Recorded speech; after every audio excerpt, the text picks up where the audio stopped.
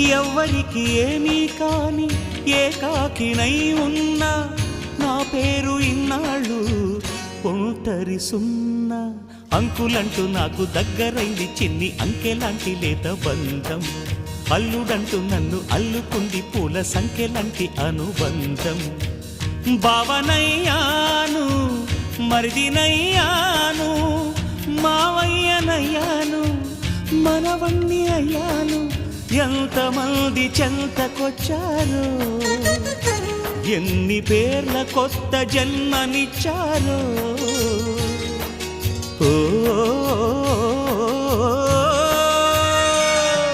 తీరిపోని రుణమందుకున్నా ఇంతకన్నా ధనముండదన్నా మును పెరుగని అనుభవమని మై మరపున ఉన్నా.